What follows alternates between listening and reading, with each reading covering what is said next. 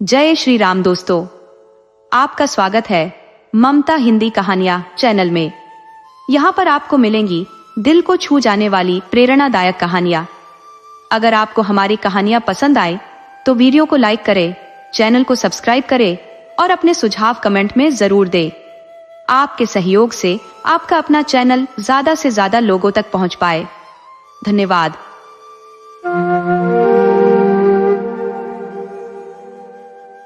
पहाड़ों के मध्य एक अत्यंत संकीर्ण रास्ता था। आकाश में काले बादलों और घने कुहासों ने दिन को अंधेरी रात में परिवर्तित कर दिया था। बिजली की गड़गड़ाहट और चमक से वातावरण भयभीत कर देने वाला प्रतीत हो रहा था। इसी बीच 3 व्यक्ति पहाड़ी की खड़ी ढलानों को पार करते हुए घाटी की ओर अग्रसर थे। मूसलाधार बारिश और बिजली की तेज कड़क के बीच वे भयभीत होकर कभी आकाश की ओर दृष्टि डालते तो कभी उस पानी की तेज धारा की ओर जो पहाड़ों से बहती हुई उनकी ओर बढ़ रही थी। उनमें से 2 व्यक्ति पानी के प्रवाह से बचने के प्रयास में दौड़ रहे थे, जबकि तीसरा व्यक्ति गंभीरता से विचारों में लीन तेज कदमों से चल रहा था। उनमें से एक, जिसका नाम समर था, ने दूसरे व्यक्ति से कहा, पुरुषोत्तम, बार बार पीछे क्यों देख रहे हो? जल्दी चलो। पुरुषोत्तम ने उत्तर दिया, हमारा तीसरा साथी पीछे रह गया है। वह क्या कर रहा है? समर ने झुंझलाकर कहा, उसे छोड़ो और अपनी जान की फिक्र करो। पुरुषोत्तम ने प्रतिवाद किया, भाई, ये उचित नहीं है कि हम अपने साथी को इस कठिनाई में अकेला छोड़ दें। तभी पीछे से तीसरे साथी संतोष की आवाज आई, अरे समर, रुक जाओ, मैं आ रहा हूं। समर ने कहा, भाई, इतनी धीमी गति से क्यों चल रहे हो? जल्दी आओ और हमारे साथ हो जाओ। संतोष दौड़ते हुए दोनों के पास पहुंच गया। समर ने सुझाव दिया, मुझे लगता है कि हमें यहीं रुककर बारिश रुकने का इंतजार करना चाहिए। पुरुषोत्तम ने असहमति जताते हुए कहा, क्या तुम चाहते हो कि ऊपर से आता पानी का सैलाब हमें बहा ले जाए? यह विचार हमें मुसीबत में डाल देगा। संतोष ने बीच में हस्तक्षेप करते हुए कहा, हमें इस पानी के बहाव से बचने का कोई उपाय खोजना होगा। समर ने पूछा, तो फिर बताओ, तुम्हारे पास क्या योजना है? संतोष ने उत्तर दिया, मुझे लगता है कि हमें पहाड़ की किसी गुफा में शरण लेनी चाहिए। समर ने चिंता जताते हुए कहा, क्या तुम्हें सुनाई नहीं दे रहा कि पानी की तेज धारा किस तरह हमारी ओर बढ़ रही है? वे तीनों गुफा के पास पहुंचे। संतोष ने कहा, यहाँ पास की चट्टान भी खिसक रही है। अगर यह गिरी तो गुफा का मुंह बंद हो जाएगा और हम जीवित ही भीतर फंस जाएंगे। समर ने आश्वासन देते हुए कहा, यह चट्टान सदियों से यहीं खड़ी है, इसे आज ही गिरना होगा। इसकी क्या गारंटी है? संतोष ने गंभीर स्वर में कहा, लेकिन अगर गुफा का मुंह बंद हो गया तो हम मर ही जाएंगे। समर ने हल्के फुल्के अंदाज में कहा, अगर ऐसा हुआ तो यह हमारी नियति होगी, डरने से कोई फायदा नहीं। बारिश और आसमान की गर्जना के बीच उनका संघर्ष जारी रहा, लेकिन निर्णय लेना उनके लिए अत्यंत चुनौतीपूर्ण था। पुरुषोत्तम ने गहरी सांस लेते हुए कहा, अब यह सोचने का समय नहीं है कि क्या सही है और क्या गलत। जान बचाने का प्रयास ही प्राथमिकता होनी चाहिए। ईश्वर का स्मरण करो और इस गुफा में शरण ले लो। जो भी होगा वही हमारी किस्मत है। उनके ये शब्द जैसे किसी घातक खतरे की ओर दौड़ने का संकेत बन गए। तीनों तेजी से भागते हुए गुफा के अंदर दाखिल हो गए। गुफा के प्रवेश द्वार से हल्की रोशनी भीतर झांक रही थी, लेकिन बाहर पानी की गर्जना और खतरनाक प्रवाह की आवाज तेजी से बढ़ रही थी। समर ने राहत की सांस लेते हुए कहा, यही अच्छा हुआ कि हम समय पर गुफा में आ गए। बाहर होते तो पानी की प्रचंड लहरों में डूबकर जीवन समाप्त हो जाता। संतोष ने चिंतित स्वर में कहा, लेकिन अगर यह विशाल चट्टान गुफा के मुंह पर गिर गई तो क्या होगा? समर ने हंसी में टालते हुए कहा, तो तुम्हारी आशंका को सटीक मान लिया जाएगा। पुरुषोत्तम ने चिड़चिड़ाते हुए कहा, भाई, यह वक्त मजाक का नहीं है। शांत रहो और भगवान से प्रार्थना करो कि हम सुरक्षित रहे। अचानक गुफा के प्रवेश द्वार से एक कंपन और थरथराहट की आवाज सुनाई दी। संतोष भयभीत होकर चिल्ला पड़ा, हे ईश्वर, ये क्या हो रहा है? लगता है कि चट्टान खिसक रही है। और वही हुआ जिसका डर था। चट्टान गुफा के मुंह पर लुढ़क गई और गुफा का प्रवेश द्वार पूरी तरह से बंद हो गया। गुफा में घुप अंधेरा छा गया। संतोष ने चीखते हुए कहा, हे भगवान, ये क्या हुआ? अब यह अंधेरा क्यों छा गया? वे तीनों मित्र अब गुफा में कैद हो चुके थे। संतोष ने गुस्से में समर से कहा, मैंने पहले ही कहा था कि यह चट्टान गिर सकती है। तुम्हारी खराब सलाह की वजह से हम सब फंस गए। अब बताओ, क्या योजना है? समर ने रुखाई से उत्तर दिया, अगर यही हाल रहा तो हमारी मौत सुनिश्चित है, लेकिन इसमें मेरा क्या दोष है? ये सब तुम्हारी नकारात्मक बातों की वजह से हुआ। तुमने कहा था कि चट्टान गिर सकती है और देखो वैसा ही हुआ। संतोष ने पलटकर कहा, तो क्या मेरे कहने से ऐसा हुआ? क्या मेरी बातों ने चट्टान को गिरा दिया? समर ने चढ़कर जवाब दिया, और क्या यह मेरी वजह से हुआ है? पुरुषोत्तम ने दोनों को शांत करने की कोशिश की। भाई, यह वक्त झगड़ने का नहीं है। मुझे तो लगता है कि तुम्हारी इस बहस की वजह से ही हम इस मुश्किल में फंसे हैं। अब तकरार बंद करो और इस स्थिति से निकलने का उपाय सोचो। संतोष ने चट्टान की ओर बढ़कर उसे धक्का देने की कोशिश शुरू कर दी। उसने अपने दोनों साथियों को भी मदद के लिए पुकारा, आओ मिलकर इस चट्टान को धक्का लगाएं। हो सकता है कि हम गुफा का मुंह खोलने में कामयाब हो जाएं। अब तीनों अपनी पूरी ताकत लगाकर उस चट्टान को हटाने की कोशिश करने लगे। उनके संघर्ष और किस्मत की यह परीक्षा अपने अंतिम मोड़ पर थी। समर ने गहरी सांस लेते हुए कहा, भाई, यह मजाक नहीं है। चाहे हम 3 नहीं 100 लोग भी इकट्ठे हो जाएं, तब भी इस विशाल चट्टान को अपनी जगह से खिसकाना असंभव है। पुरुषोत्तम ने गंभीर स्वर में कहा, संतोष, समर, दोनों मेरे पास आओ। चलो कुछ देर ठंडे दिमाग से सोचते हैं। शायद इस मुश्किल से निकलने का कोई उपाय मिल जाए। तीनों कुछ देर तक गुफा की ठंडी और डरावनी खामोशी में बैठ गए। तभी एक गहरी और गरजती आवाज गुफा की गहराइयों से गूंजी, सुनो, हे मनुष्यों, यह गुफा मेरा निवास है। उस अप्रत्याशित आवाज से वे तीनों सिहर उठे। समर ने साहस बटोरते हुए पूछा, तुम कौन हो? हमें दिखाई क्यों नहीं देते? फिर से वही गूंजती आवाज सुनाई दी, मैं तुम्हें दिखाई नहीं दूंगा। मैं इस गुफा का स्वामी और एक नेक दिल फरिश्ता हूं। तुम लोग मेरी अनुमति के बिना इस स्थान से बाहर नहीं जा सकते। समर ने थोड़ा संयम रखते हुए पूछा, तो कृपया हमें बताओ, इस गुफा से बाहर निकलने के लिए हमें क्या करना होगा? उस गूंजती आवाज ने उत्तर दिया, तुम्हें तभी बाहर निकलने दिया जाएगा अगर तुम तीनों ने अपने जीवन में कभी कोई सच्चा और नेक काम किया हो। अगर ऐसा कोई वाकया तुम्हारी जिंदगी में घटित हुआ हो तो मुझे सुनाओ, लेकिन ध्यान रहे, झूठ बोलने की कोशिश मत करना। झूठ बोलोगे तो तुम हमेशा के लिए इस गुफा में बंद हो जाओगे। उस अनजानी शक्ति के कठोर शब्दों ने तीनों दोस्तों को असमंजस में डाल दिया। वे भयभीत और हताश महसूस कर रहे थे। पुरुषोत्तम ने कहा, समर भाई, तुम हमेशा से एक ईमानदार और भले इंसान रहे हो। मुझे यकीन है कि तुम्हारे जीवन में कोई न कोई ऐसा प्रसंग जरूर होगा जब तुमने नेकी का काम किया होगा। सबसे पहले तुम ही अपनी कहानी सुनाओ। समर ने गहरी नजरों से अपने दोस्तों को देखा और भारी आवाज में कहा, भाई, भगवान ही जानता है कि कौन नेक है, लेकिन मैं खुद को गुनाहगार समझता हूं। मेरे पास तो केवल एक बात है जिसे मैं नेकी का काम मानता हूं। मैंने अपने बूढ़े माता पिता के साथ हमेशा अच्छा व्यवहार किया है, उनका सम्मान किया, उनकी देखभाल की, और मेरे ख्याल से वृद्ध माता पिता से अच्छा व्यवहार करने से बड़ा कोई नेकी का काम नहीं हो सकता। तीनों दोस्त उस पल के भार को महसूस कर रहे थे जब उनकी ईमानदारी और उनके कर्मों की सच्चाई पर फैसला होने वाला था। मेरी दिनचर्या का हिस्सा था कि मैं प्रतिदिन बकरियां चराने जंगल की ओर निकल जाता और सांझ ढलते ही घर लौट आता। घर पहुंचकर सबसे पहले बकरियों का दूध निकालता और अपने वृद्ध माता पिता को पिलाता। इसके बाद बचा हुआ दूध अपनी पत्नी और बच्चों को देता। एक दिन की बात है, बकरियों को चराते चराते मैं बहुत दूर चला गया। जब देर रात घर पहुंचा तो देखा कि मेरी पत्नी भूख से बेहाल हो चुकी थी। हाथों में दूध का प्याला लिए मैं खड़ा था। मेरी पत्नी ने परेशान होकर पूछा, आज आप कहाँ चले गए थे?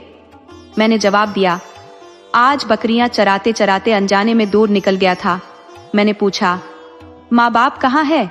पत्नी ने कहा, वे तो आपका इंतजार करते करते सो गए। ये सुनकर मैं व्यथित हो उठा। मैंने कहा, यह तो अत्यंत दुखद है कि वे बिना कुछ खाए ही सो गए।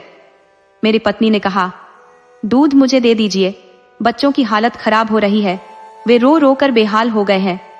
मैंने जवाब दिया, हे ईश्वर, माता पिता को दूध पिलाए बिना मैं इसे किसी और को नहीं दूंगा। पत्नी ने कहा, वे तो सो रहे हैं और बच्चे भूख से तड़प रहे हैं, पहले बच्चों को दूध पिला दीजिए, जब माता पिता जाग जाएंगे तब उन्हें दूध दे देना। मैंने दृढ़ स्वर में कहा, नहीं, मैं ऐसा नहीं कर सकता। पत्नी ने सुझाव दिया, तो उन्हें जगाकर दूध पिला दो। मैंने उत्तर दिया, मैं उनकी नींद क्यों खराब करूं? पत्नी ने कहा, तो अब आप क्या करने वाले हैं? मैंने ठान लिया, मैं यहीं खड़ा रहूंगा, जब तक वे स्वयं नहीं जागेंगे तब तक इंतजार करूंगा, और जब वे जागेंगे तो ये दूध उन्हें पिला दूंगा। पत्नी ने चिंतित होकर कहा, लेकिन बच्चों का क्या होगा? मैंने कहा, तुम उन्हें बहला लो ताकि वे कुछ देर के लिए सो जाएं। रात भर मैं हाथों में दूध का प्याला ले खड़ा रहा। सुबह होने पर मेरे माता पिता जागे। मैंने सबसे पहले उन्हें दूध पिलाया, उसके बाद बच्चों को दूध दिया। मेरी पत्नी ने आंसू भरी आंखों से कहा, आपकी ऐसी सेवा और त्याग मैंने न कभी सुनी और न ही देखी। ये वास्तव में एक अत्यंत नेक कार्य है। ये सुनते ही पुरुषोत्तम और संतोष की आंखों में भी आंसू आ गए। उन्होंने ईश्वर से प्रार्थना की, हे परमात्मा, कृपा करके हमें इस कठिनाई से बाहर निकालो। तभी समर ने उत्साहित होकर कहा, पुरुषोत्तम, देखो, चट्टान थोड़ी खिसक गई है। रोशनी की एक हल्की किरण अंदर झांक रही थी। पुरुषोत्तम ने कहा, हे ईश्वर, आपकी कृपा के लिए धन्यवाद, लेकिन अभी भी यह दरार इतनी संकरी है कि हम बाहर नहीं निकल सकते। मेरे प्रिय मित्रों, अब तुम्हारी बारी है। तुम भी अपने जीवन से ऐसा कोई प्रसंग याद करो जिसमें तुमने कोई नेक काम किया हो। ऐसा किस्सा सुनाओ जो भलाई से जुड़ा हो। मेरे भाई, मैंने जीवन में कोई बड़ा परोपकार नहीं किया, लेकिन पुरुषोत्तम ने कहा, छोटी सी भलाई को भी कम मत समझो। कोई भी घटना हो उसे याद करो। हाँ, मुझे एक बात याद आ रही है। हालांकि यह भलाई का काम नहीं था, लेकिन बुराई से बचने का जरूर था। मुझे इसे बताने में झिझक हो रही है। पुरुषोत्तम ने कहा, भाई, तुम यह नहीं समझते कि बुराई से बचना भी अपने आप में एक नेक काम है। इसमें शर्म कैसी? मैंने उत्तर दिया, इस घटना को बताने से किसी महिला की इज्जत पर आंच आ सकती है। पुरुषोत्तम ने दृढ़ता से कहा, हम तुम्हें वचन देते हैं कि यह किस्सा कभी किसी और के सामने नहीं आएगा। हमारे गांव में एक लड़की थी जिसे मैं दिल से प्रेम करता था, मगर मेरी गरीबी के कारण हमारी शादी नहीं हो सकी। हालांकि मेरे मन में उसके लिए स्नेह कभी कम नहीं हुआ। उसको पाने की उम्मीद में मैंने जी तोड़ मेहनत शुरू की और धीरे धीरे काफी धन भी एकत्रित कर लिया। लेकिन तब तक उसकी शादी किसी और जगह हो चुकी थी। शादी के बाद भी मेरे दिल में उसकी यादें बसी रही। फिर एक दिन उसका पति गंभीर रूप से बीमार हो गया। लंबे समय तक बीमार रहने के कारण उनका घर आर्थिक संकट में आ गया। एक दिन वह लड़की मेरी चौखट पर सहायता मांगने आई। उसने कहा, मेरे घर की हालत बहुत खराब है, मुझे कुछ धन की आवश्यकता है ताकि मैं अपने पति का इलाज करवा सकूं और घर चला सकूं। मैंने कहा, बताओ, तुम्हें कितने धन की आवश्यकता है? वह बोली, 50 अशर्फियों की। मैंने मुस्कुराते हुए कहा, 50 क्यों? मैं तुम्हें 100 अशर्फियां देने को तैयार हूं। ये लो अशर्फियों की थैली।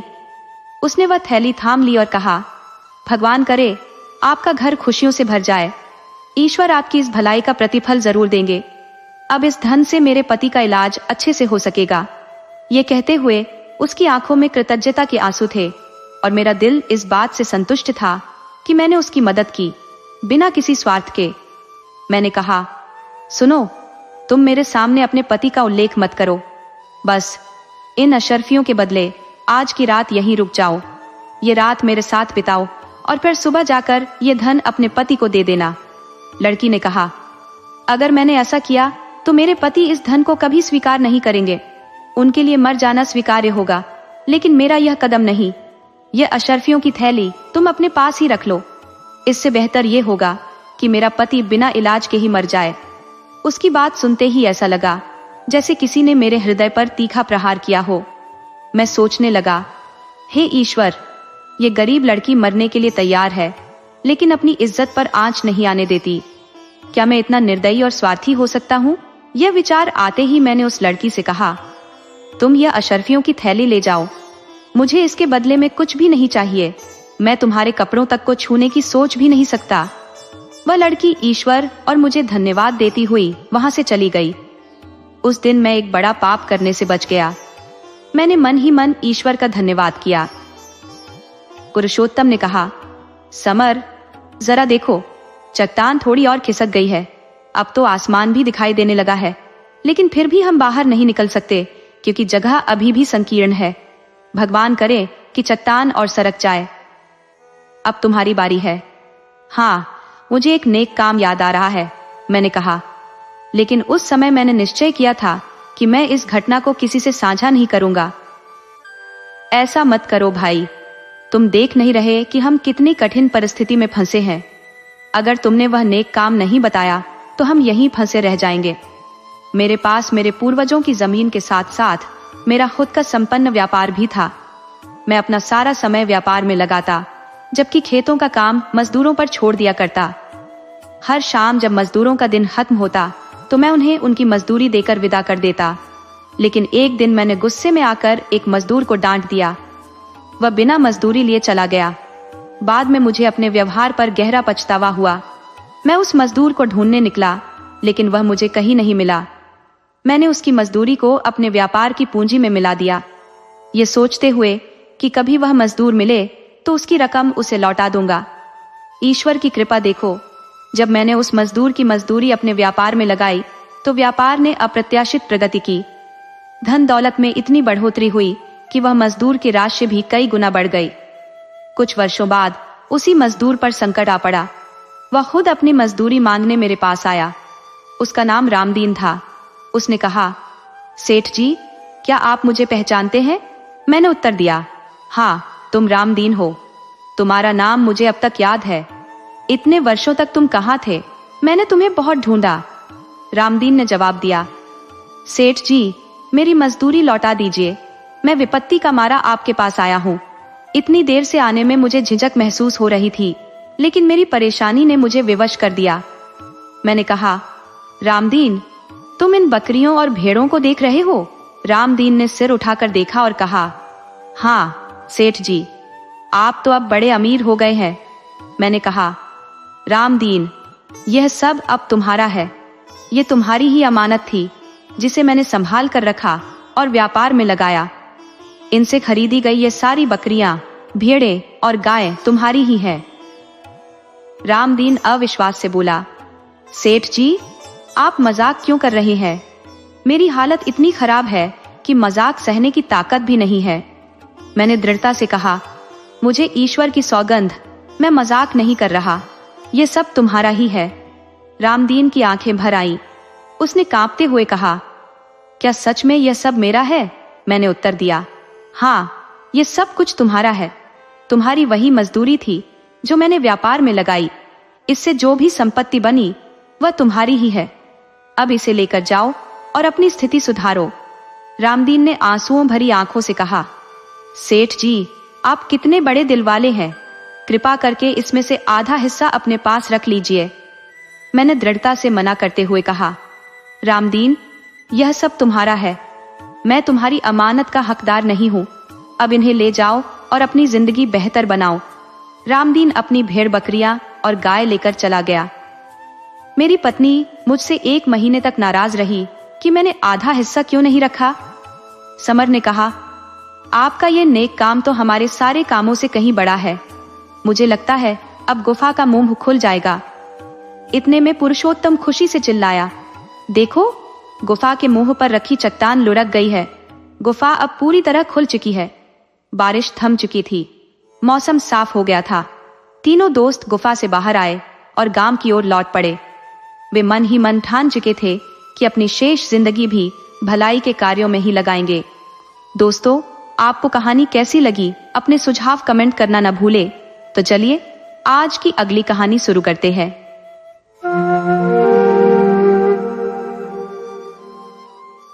प्रीतनगर के राजा के पास लंबे समय तक कोई संतान नहीं थी। अंतहीन यत्नों और अनगिनत प्रार्थनाओं के बाद उनकी चौथी रानी ने एक पुत्र को जन्म दिया। इस शुभ अवसर पर पूरे राज्य में हर्षोल्लास का वातावरण छा गया। हालांकि इस खुशी के माहौल में अगर कोई असंतोष से भरा हुआ था तो वह राजा की पहली 3 रानियां थीं, जो अब तक निसंतान थीं। राजा और चौथी रानी का उल्लास उनकी पहली 3 रानियों से सहन नहीं हुआ। जलन और द्वेष ने उनके मन को इस कदर घेर लिया कि उन्होंने नवजात राजकुमार को अपने रास्ते से हटाने का षड्यंत्र रच लिया। उन्होंने इस दुष्कर्म को अंजाम देने की योजना भी बना ली। उन्हें यह भलीभांति ज्ञात था कि राजा ज्योतिष विद्या में गहरी आस्था रखते हैं और नन्हे राजकुमार की जन्म कुंडली बनवाने के लिए वे अवश्य ही राज ज्योतिषी को बुलाएंगे। तीनों रानियों ने राज ज्योतिषी को बुलाकर उसे गहनों और धन से भरा हुआ एक थैला भेंट किया। उन्होंने उससे कहा, ये सारा धन तुम्हारा हो सकता है, लेकिन तुम्हें हमारा एक काम करना होगा। जब महाराज तुमसे राजकुमार की कुंडली बनाने के लिए कहें तो तुम कुंडली में केवल अशुभ बातें लिखना। कुछ ऐसा करो कि महाराज राजकुमार को इस महल से बाहर निकाल दें। धन के लोभ में अंधे हो चुके ज्योतिषी ने उनकी बात मान ली। जब राजा ने ज्योतिषी को दरबार में बुलाया और कहा, ज्योतिषी जी, कृपया अपनी विद्या से यह बताइए कि हमारे राजकुमार का भाग्य कैसा है। ज्योतिषी ने राजकुमार पर एक नजर डाली। राजकुमार, जो कि सामान्य बच्चों की तुलना में अधिक बड़ा और वजनदार था, उसे देखकर ज्योतिषी असमंजस में पड़ गया। वह सोचने लगा कि ऐसा क्या लिखे जिससे राजा को अपने पुत्र से घृणा हो जाए। कुछ देर विचार करने के बाद लालची ज्योतिषी के मन में कपटपूर्ण योजना आई। उसने राजा से कहा, महाराज, आपकी जय हो। मैंने राजकुमार के भाग्य का अध्ययन किया है, लेकिन इसमें कोई भी शुभ समाचार नहीं है जिसे मैं आपको बता सकूं। राजा ने आश्चर्यचकित होकर कहा, ज्योतिषी, जो भी कहना चाहते हो निडर होकर कहो। हम राजकुमार के भाग्य के बारे में जानने को उत्सुक हैं। ज्योतिषी ने चेहरे पर एक शातिर मुस्कान लाई और बोला, महाराज, राजकुमार बड़ा होकर साहसी और शक्तिशाली तो होगा, लेकिन साथ ही वह अत्यधिक अहंकारी भी बन जाएगा। आप चाहें तो अभी उसे गोद में उठाकर देख सकते हैं कि वह सामान्य बच्चों से कहीं अधिक बड़ा और भारी है। राजा ने जब नन्हे राजकुमार को अपनी गोद में उठाया तो उसे ज्योतिषी की बातों में सच्चाई नजर आई। अपने भीतर उमड़ते आवेगों को थामते हुए राजा ने ज्योतिषी से कहा, यह तो कोई इतनी गंभीर बात नहीं जिसे लेकर तुम इतना संकोच कर रहे हो। ज्योतिषी ने फिर एक ठंडी सांस ली और अपनी बात आगे बढ़ाई। महाराज, चिंता की बात अभी बाकी है। जब राजकुमार बड़ा होगा और उसे अपनी शक्ति का भान होगा, तब वह आपकी बातों को अनसुना कर देगा। वह विद्रोही हो जाएगा। राजा की भौहें सिकुड़ गईं। उन्होंने गंभीर स्वर में पूछा, तुम्हारा क्या अभिप्राय है? ज्योतिषी ने अपनी चालाकी छिपाते हुए कहा, हुजूर, राजकुमार सिंहासन के मोह में आपकी जान का खतरा बन जाएगा। और इतना कहते कहते वह रुक गया। राजा का धैर्य जवाब दे गया। उन्होंने उसे चुप रहने का आदेश दिया और गरजते हुए कहा, अब और कुछ कहने की आवश्यकता नहीं। राजकुमार को तुरंत मौत के घाट उतार दिया जाए। ये सुनकर पर्दे के पीछे खड़ी राजकुमार की मां हड़बड़ाकर सामने आ गई। वह राजा के चरणों में गिर पड़ी और आंसुओं से भरी आंखों के साथ अपने पुत्र की जान की भीख मांगने लगी। राजा, जो भीतर से द्वंद्व में था, ने अंततः बच्चे की जान बख्शने का निर्णय लिया, लेकिन उसे अपने राज्य में रखने का विचार अस्वीकार्य था। उन्होंने सैनिकों को आदेश दिया, इस बालक को राज्य की सीमाओं से बाहर ले जाकर छोड़ दो। उसे जंगल में, जहां जंगली पशु विचरण करते हैं, अकेला छोड़ दिया जाए। रानी का दिल टूट गया। वह रोती बिलखती अपने कक्ष में लौट गई। अगली सुबह सैनिक राजकुमार को कपड़े में लपेटकर राज्य की सीमा के बाहर एक घने जंगल में ले गए। उन्होंने उसे एक पेड़ के नीचे छोड़ दिया और वापस लौट आए। शुरुआत में वह बालक चुपचाप लेटा रहा, लेकिन जब भूख से तड़पने लगा तो रोने लगा। उसी समय पास से गुजरते एक चरवाहे ने बच्चे की आवाज सुनी। वह अपनी भेड़ बकरियों को चराते हुए वहां आया था। आवाज की दिशा में बढ़ते हुए वह जल्दी ही उस स्थान पर पहुंच गया। चरवाही ने जब देखा कि चादर में लिपटा एक सुंदर बालक वहां पड़ा है, तो उसने उसे अपनी गोद में उठा लिया। बालक भूख से व्याकुल था। चरवाहे ने तुरंत उसे बकरी का दूध पिलाया। दोपहर होते होते वह बच्चे को अपने घर ले आया। उसकी पत्नी ने जब इस बालक को देखा तो वह आनंद से भर उठी। चरवाही ने उसे पूरी घटना सुनाई। पत्नी ने ध्यान दिया कि बालक ने बहुत कीमती वस्त्र पहन रखे हैं। चरवाही ने बच्चे के कीमती वस्त्र उतारकर उसे साधारण कपड़े पहनाए ताकि उसकी वास्तविक पहचान किसी को भी संदेह में न डाल सके। इसके पश्चात राजकुमार का लालन पालन उसी घर में प्रारंभ हुआ। सबसे पहले बच्चे की विलक्षण शक्ति का आभास चरवाहे की पत्नी को हुआ। एक दिन जब वह राजकुमार को गोद में लिए बैठी थी, बच्चा उसकी उंगलियों से खेल रहा था। तभी उसे कोई कार्य स्मरण आया और वह उंगलियां छुड़ाने का प्रयास करने लगी, किंतु छोटे से बालक की पकड़ इतनी प्रबल थी कि वह लाख प्रयत्न करने पर भी अपनी उंगली छुड़ा न सकी। अंततः तभी राहत मिली जब बालक ने स्वयं उसकी उंगली छोड़ दी। इस घटना का जिक्र उसने अपने पति से किया। चरवाहा हंसते हुए बोला, भाग्यवान, ये कोई सामान्य बालक नहीं है, तुम्हें इसका विशेष ध्यान रखना होगा। इसे सिखाओ कि सच्ची वीरता गुस्से पर नियंत्रण में निहित है। पत्नी ने सहमति जताई और कहा, यह अभी छोटा है, जब बड़ा होगा तब उसे यह सब सिखा दूंगी। ज्यों-ज्यों राजकुमार बड़ा होता गया, उसकी अद्वितीय शक्ति और भी प्रखर होती गई।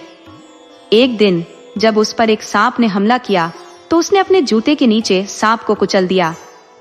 एक अन्य अवसर पर जब भेड़िए ने बकरियों पर आक्रमण किया तो उसने न केवल भेड़िए के मुंह से बकरी को छुड़ाया बल्कि उसके जबड़े भी चीर दिए। गांव के बच्चे उसे लंबू लंबू कहकर चिढ़ाते, किंतु वह शांत रहता।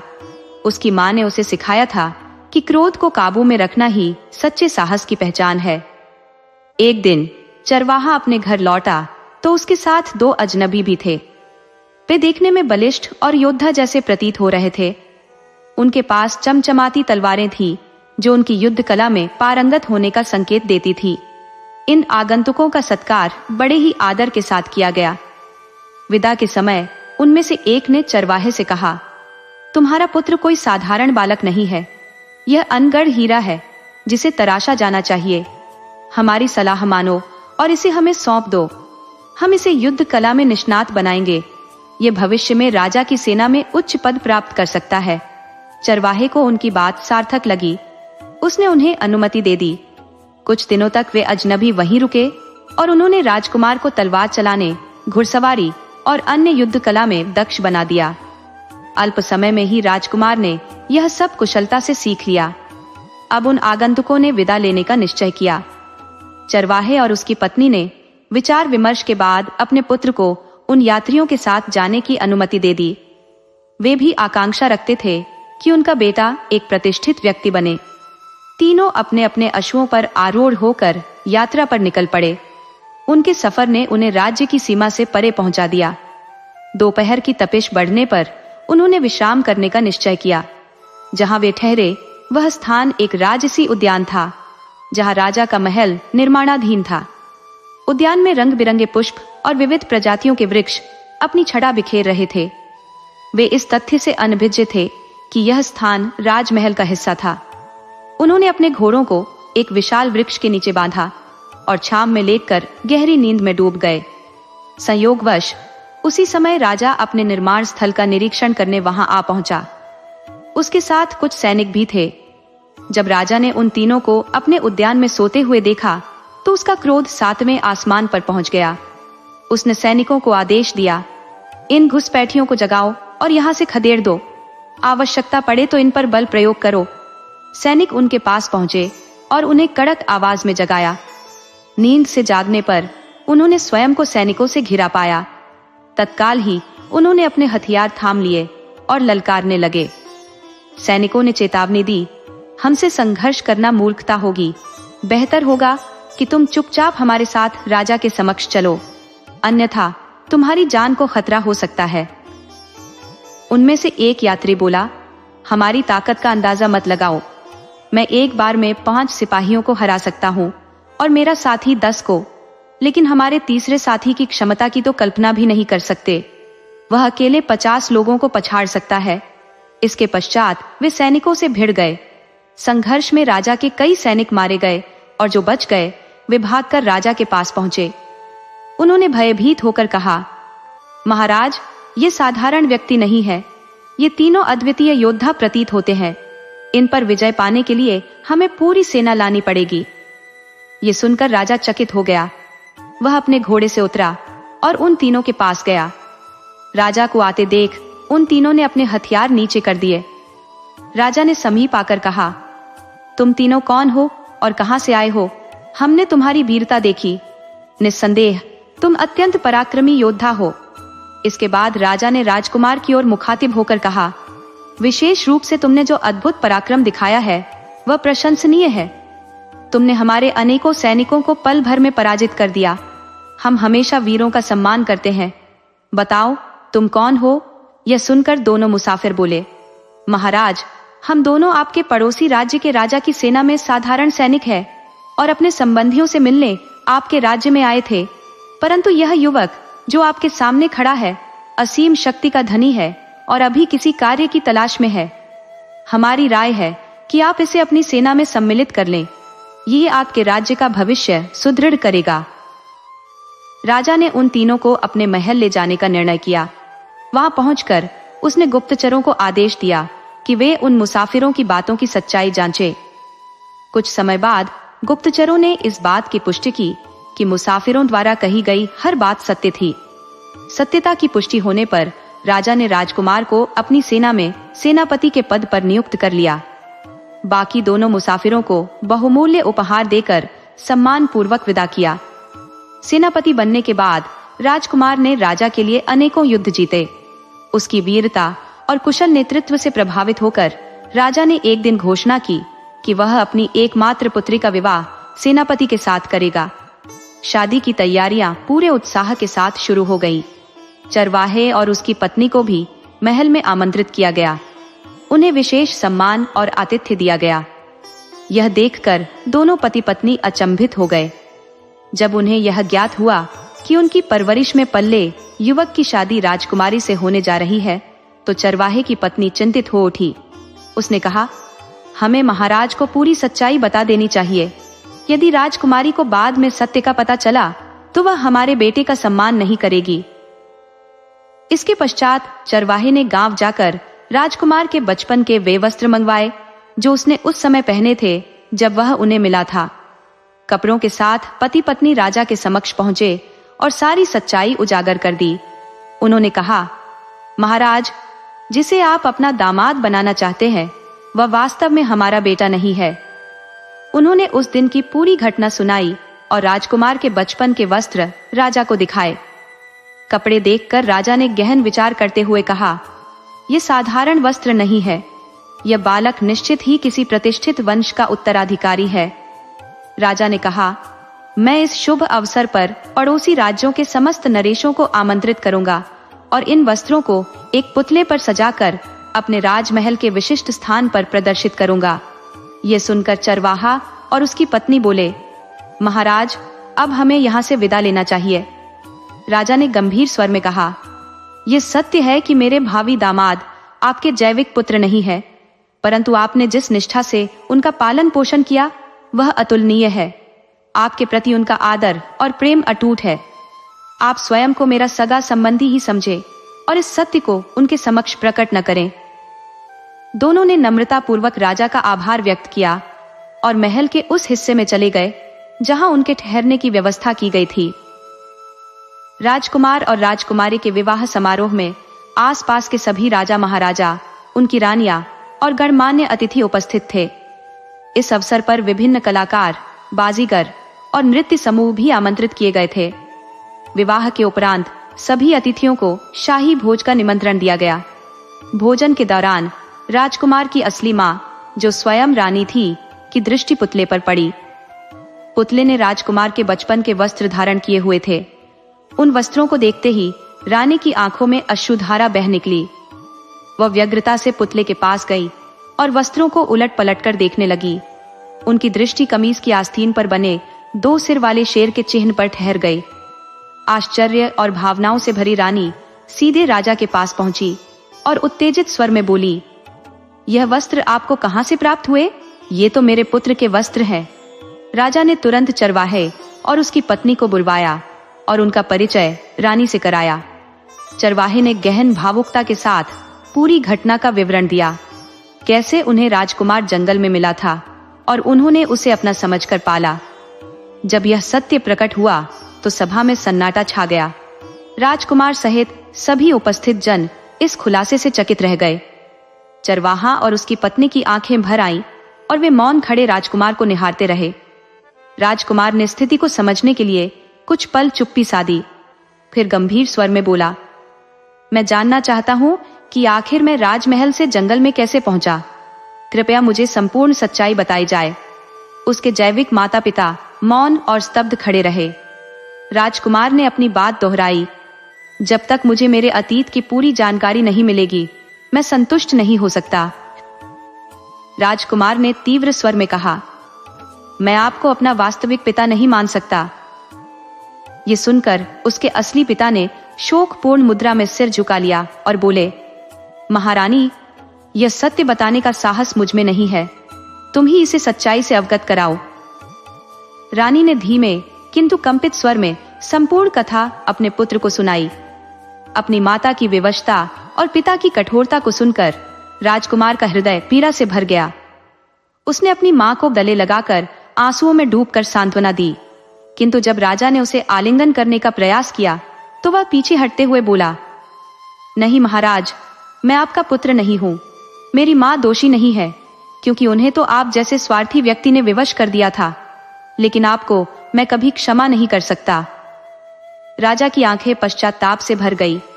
वे उदासी भरे स्वर में बोले, तुम सही कहते हो पुत्र। ज्योतिषियों के कथनों पर अंधविश्वास करना मेरी सबसे बड़ी भूल थी। मुझे उस समय भगवान में विश्वास रखकर प्रार्थना करनी चाहिए थी, परंतु मैंने अपने पुत्र का भाग्य जानने की हठधर्मिता की। मैंने केवल तुम्हारा ही नहीं बल्कि परम पिता का भी अपमान किया। हे ईश्वर, मुझे क्षमा करें। इसके बाद उन्होंने रानी की ओर मुड़कर कहा, महारानी, तुम्हारा आभार व्यक्त करने के लिए मेरे पास शब्द नहीं है। तुमने समय रहते मुझे उस मासूम की हत्या से रोका, जिससे मैं एक बड़ा पाप करने से बच गया। आज मैं तुम्हारा सदा का ऋणी हो गया हूं। फिर राजा ने अपने बेटे की ओर देखते हुए कहा, पुत्र, आज तुम्हें अपने समक्ष जीवित देखकर मैं ईश्वर का धन्यवाद करता हूं। तुम चाहे मुझे क्षमा करो या न करो, परंतु मेरी मृत्यु के बाद इस राज्य का दायित्व संभाल लेना। यह मेरी नहीं बल्कि राज्य और उसकी प्रजा की भलाई के लिए आवश्यक है। इस मार्मिक संवाद के बीच वहां उपस्थित सभी की आंखें अश्रुपूरित हो गईं। चरवाहा, जो यह सब कुछ देख रहा था, अपने आंसुओं को रोककर राजकुमार से बोला, बेटा, अपने पिता को क्षमा कर दो। ये सुनकर राजकुमार का पहले से भरा हृदय द्रवित हो उठा। उसने बिना कुछ कहे राजा को गले लगा लिया और फूट फूट कर रोने लगा। राजा की आंखों से भी संतोष और खुशी के आंसू बह निकले। वहां उपस्थित सभी अतिथि इस पिता पुत्र के पुनर्मिलन को देखकर आनंदित हो उठे। कुछ देर तक वहां सन्नाटा छाया रहा। फिर राजकुमारी के पिता ने सभा को संबोधित करते हुए कहा, ये दिवस आनंद और उत्सव का है। सभी अतिथि शाही भोज का आनंद लें। इसके बाद राजकुमार और राजकुमारी का विवाह अत्यंत धूमधाम से संपन्न हुआ। विवाह के पश्चात राजकुमार ने अपने असली माता पिता के साथ रहने का निर्णय लिया, परंतु उसने अपने पालन पोषण करने वाले माता पिता को भी नहीं भुलाया। उसने उनके लिए महल के समीप एक भव्य निवास का निर्माण कराया और उन्हें वहीं स्थापित किया। इस प्रकार सभी ने एक समृद्ध और सुखी जीवन व्यतीत किया। दोस्तों, आपको कहानी कैसी लगी? अपने सुझाव कमेंट करना न भूले। तो चलिए आज की अगली कहानी शुरू करते हैं।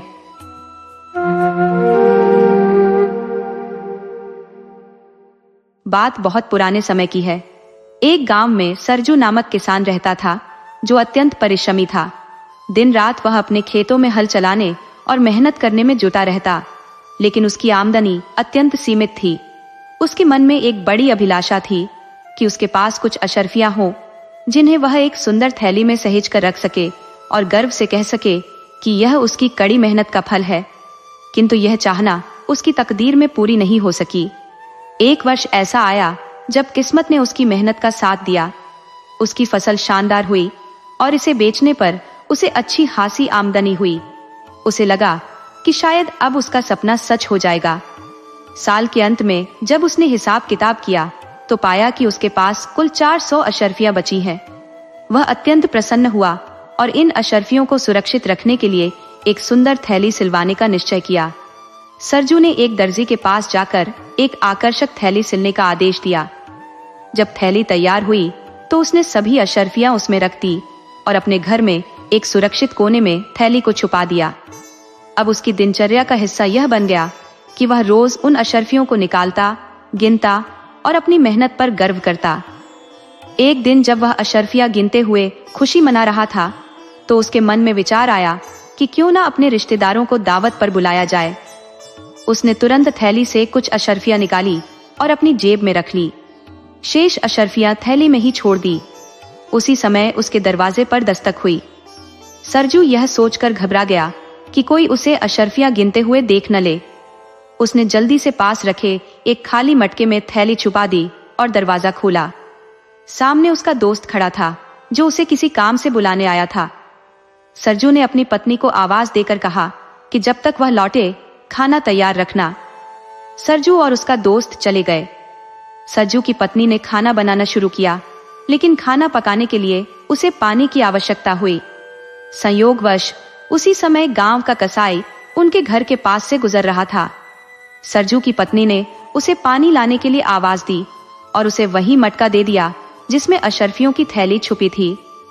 कसाई वास्तव में बाजार में बकरा खरीदने जा रहा था। मटका लेकर जब वह पानी भरने के लिए गया तो कुछ ही दूरी पर उसे मटके में कुछ भारीपन का एहसास हुआ। कसाई ने मटके के भीतर हाथ डालकर जो चीज बाहर निकाली वह अशर्फियों से भरी एक थैली थी। इन चमचमाती अशर्फियों को देखते ही उसकी आंखें चौंधिया गई और वह खुशी से झूम उठा। उसे महसूस हुआ कि बिना किसी प्रयास के आज उसकी किस्मत ने उसे इतनी बड़ी दौलत से नवाज दिया है। एक पल को उसके मन में यह विचार आया कि थैली को सरजू की पत्नी को वापस कर दे, किंतु फिर उसने सोचा कि अगर उसे इस थैली के अस्तित्व का पता होता तो वह कभी मटका उसके हाथ में न थमाती। इसी तर्क के साथ उसने थैली को अपने पास रखने का निर्णय लिया। अब पानी लाने का विचार उसके दिमाग से पूरी तरह मिट चुका था। वह सोचने लगा कि इस अप्रत्याशित धनराशि को किसी आवश्यकता के समय उपयोग में लाएगा। थैली को सुरक्षित रखने का उपाय खोजते हुए वह पशु बाजार जा पहुंचा। वहां उसने अपनी बची खुची रकम जोड़कर एक भारी भरकम स्वस्थ बकरा खरीद लिया। बकरे को लेकर वह घर की ओर लौटने लगा, लेकिन रास्ते में उसे चिंता सताने लगी। उसने सोचा कि यदि थैली उसके पास रही तो इसके चोरी हो जाने का खतरा हमेशा मंडराता रहेगा। जमीन में गाड़ना भी सुरक्षित नहीं और किसी पर भी भरोसा करना इस दौर में मूर्खता होगी। अंततः उसने एक विचित्र योजना बनाई, थैली को बकरे के मुंह में ठूंस कर उसके गले से नीचे उतार देने की। ये सोचकर कि जब बकरे को काटेगा तब यह थैली भी वापस मिल जाएगी, उसने थैली को बकरे को जबरन निगलवा दिया। बकरे को घर के आंगन में बांधने के बाद कसाई किसी आवश्यक काम से बाहर चला गया। इधर सरजू अपने दोस्त का काम निपटाकर लौट रहा था। रास्ते में उसने कसाई के घर के सामने उस तगड़े बकरे को खड़े देखा। उसकी नजर बकरे पर टिक गई और मन में ख्याल आया कि यह बकरा दावत के लिए बिल्कुल उपयुक्त रहेगा। सरजू ने बकरे को खरीदने का निश्चय किया और कसाई के बेटे को दाम चुकाकर बकरा लेकर अपने घर आ गया। घर पहुंचने के बाद उसे अचानक अपनी थैली की याद आई। जब उसने मटके को ढूंढा तो वह गायब था। परेशान होकर उसने अपनी पत्नी से सवाल किए। सच्चाई जानकर सरजू हताश हो गया और निराशा में अपना सिर पीटने लगा। कुछ देर तक वह अपनी खोई हुई अशर्फियों का शोक मनाता रहा, लेकिन धीरे धीरे उसकी आत्मा शांत हुई और उसने सोचा कि जो होना था वह हो चुका। अब पश्चाताप से कोई लाभ नहीं। उसने खुद को संभाला और रिश्तेदारों को दावत देने की अपनी योजना को पूरा करने का निश्चय किया। अगले दिन सरजू के घर रिश्तेदारों की भीड़ जुटी। उसने अपने पास बची हुई रकम से शानदार भोजन का प्रबंध किया। उस दिन सरजू ने भले ही अपनी अशर्फियां खो दी थी, लेकिन उसने अपने रिश्तों को सहेजने की संतुष्टि पाई। सरजू ने दावत की तैयारी के लिए बकरे को जब हलाल किया तो उसके पेट से वह थैली निकल आई जिसमें अशर्फियां भरी थी। यह देखकर सरजू की खुशी का ठिकाना नहीं रहा। उसने तुरंत थैली को धोया, उसमें से अशर्फियां निकाली और एक एक अशर्फी को गिनने लगा। सारी अशर्फियां सही सलामत थी। ये जानकर उसकी खुशी दुगुनी हो गई। वह हर अशर्फी को चूमता और फिर थैली में रख देता। मन ही मन सोचने लगा कि यह एक अलौकिक संयोग है। जो खो गया था वह चमत्कारिक रूप से लौट आया। इसके बाद उसने निश्चय किया कि अब वह इस थैली को अपनी कमर से बांध कर रखेगा ताकि यह हर वक्त उसके साथ रहे। वह इसे खुद से एक पल के लिए भी अलग नहीं करेगा। उसकी इस सनक पर उसकी पत्नी ने उसे खूब खरी खोटी सुनाई। उसने तर्क दिया कि वह केवल अपने धन की सुरक्षा कर रहा है और आगे भगवान जो चाहे वही होगा। इस तरह कुछ दिन बीत गए। एक दिन जब सरजू पास के झरने पर स्नान के लिए गया तो उसने अपनी थैली एक पत्थर पर रख दी। नहाने के बाद वह कपड़े पहनकर वहां से चला गया, लेकिन थैली वहीं भूल गया। सरजू के वहां से जाने के कुछ समय बाद एक चरवाहा अपनी भेड़ बकरियों को पानी पिलाने के लिए झरने पर आया। उसकी नजर थैली पर पड़ी। उसने थैली उठाई और जब उसे खोला तो अशर्फिया देखकर उसकी खुशी का ठिकाना न रहा। चरवाहा थैली को लेकर अपने घर पहुंचा। उसने अशर्फिया गिनी, पूरी 300 थी। उसने भी कसाई की तरह सोचा और अशर्फिया किसी बुरे वक्त के लिए सुरक्षित रख दी। फिर वह अपनी भेड़ बकरियों को चराने में लग गया। इधर सरजू को अपनी थैली की याद आई। वह भागता हुआ झरने पर पहुंचा और थैली को ढूंढने लगा। उसने हर कोना छान मारा, लेकिन थैली का कोई अता पता नहीं चला। अंततः वह निराश होकर रोता बिलखता अपने घर लौट आया। जब उसने अपनी पत्नी को यह बात बताई तो पत्नी ने उसे कड़ी फटकार लगाई। उसने कहा, तुम हर वक्त अशर्फियों को अपनी छाती से चिपकाए रखते थे, लेकिन घर और मेरी जरूरतों का कभी ख्याल नहीं किया, न ही इन अशर्फियों में से किसी गरीब को दान दिया। यही कारण है कि भगवान ने तुम्हारी थैली गायब कर दी। पत्नी की बात सुनकर सरजू को अपनी गलती का एहसास हुआ। वह बेहद शर्मिंदा हुआ और समझ गया कि लालच और स्वार्थ का परिणाम सदा दुखद ही होता है। सरजू ने ईश्वर के सामने हाथ जोड़कर प्रार्थना की और खुद से यह प्रण लिया कि अब वह धन को केवल जमा करने की बजाय अपने परिवार की आवश्यकताओं और जरूरतमंदों की सहायता में लगाएगा। दूसरी ओर वह चरवाहा, जिसने अशर्फियों की थैली को अपने पास छिपा रखा था, अपनी बकरियों को चराने में लगा हुआ था। जब वह एक पुराने कुएं के पास से गुजरा तो उसने कुछ घुड़सवारों को अपनी ओर आते देखा। उसे लगा कि कहीं वे उसकी थैली छीन न ले। घबराहट में उसने थैली कुएं में डाल दी और अंधेरा होने के कारण बकरियों को लेकर घर चला गया। अगले दिन दोपहर के समय सरजू उसी रास्ते से गुजर रहा था। उसे प्यास लगी और जब वह उस कुएं के पास पहुंचा तो उसने बाल्टी को पानी निकालने के लिए कुएं में डाला। जब बाल्टी ऊपर आई तो उसमें पानी के साथ वही अशर्फियों की थैली भी थी। थैली को देखकर सरजू के चेहरे पर एक नई चमक आ गई। उसने खुद को संभालते हुए ईश्वर का बार बार धन्यवाद किया और थैली लेकर अपने घर लौट आया। घर पहुंचने के बाद सरजू ने अपनी पत्नी को सारा किस्सा सुनाया। जब उसने अशर्फिया गिनी तो पाया कि वे पूरी 300 थी। जितना धन उसने खोया था उतना ही वापस मिल गया। उसने अपने वादे को याद करते हुए तय किया कि वह इस धन को सही तरीके से उपयोग करेगा। उसने 200 अशर्फिया परिवार की जरूरतों और गरीबों की सहायता में खर्च कर दी। उधर जब चरवाहा वापस कुएं में अपनी थैली लेने गया तो उसे वहां कुछ नहीं मिला। ये देखकर वह निराशा में डूब गया। धीरे धीरे उसका यह दुख और गहरा होता गया और वह दिन रात इसी चिंता में घुलने लगा। संयोगवश वह चरवाहा सरजू का दूर का रिश्तेदार था। एक दिन वह किसी काम से सरजू के गांव आया और उसके घर पहुंचा। सरजू ने उसे देखकर गर्मजोशी से स्वागत किया, उसे भोजन कराया और फिर दोनों बातचीत करने लगे। बातचीत के दौरान सरजू ने महसूस किया कि चरवाहा बेहद उदास और चिंतित है। उसने इसका कारण पूछा तो चरवाहा बोला, बहुत समय बाद ईश्वर ने मुझे कुछ धन दिया था। मैंने उसे कुएं में सुरक्षित रखा था, लेकिन अब वह गायब हो गया है। यह सुनकर सरजू का मन व्यथित हो गया। वह चुपचाप भीतर गया और अपनी पत्नी को सारी बात बताई। उसने कहा, हमारे पास जो धन बचा है उसे इस चरवाहे को दे देते हैं। वह धन हमारे लिए तो ईश्वर की कृपा से लौट आया, लेकिन इसे शायद अब इसकी जरूरत है। इस प्रकार सरजू ने बची हुई 100 अशर्फियां चरवाहे को सौंप दी। चरवाहा उन अशर्फियों को लेकर हर्षित मन से घर की ओर प्रस्थान कर गया। घर लौटते समय उसके मन में यह विचार आया कि इस बार वह उन अशर्फियों को ऐसी सुरक्षित जगह पर छिपाएगा जहां से उनका दोबारा गुम हो जाना असंभव हो। चरवाहे के पास एक मोटी और मजबूत लकड़ी थी, जिसका उपयोग वह अपनी बकरियों को हाँकने के लिए करता था। उसने लकड़ी के खोखले हिस्से को काटकर उसमें अशर्फियां छिपा दी। कुछ दिनों बाद चरवाहा नदी किनारे खड़ा था। अचानक उसकी लकड़ी उसके हाथ से छूटकर नदी की तेज धारा में बह गई। उसने उसे पकड़ने का हर संभव प्रयास किया, लेकिन लकड़ी उसकी पकड़ में नहीं आई।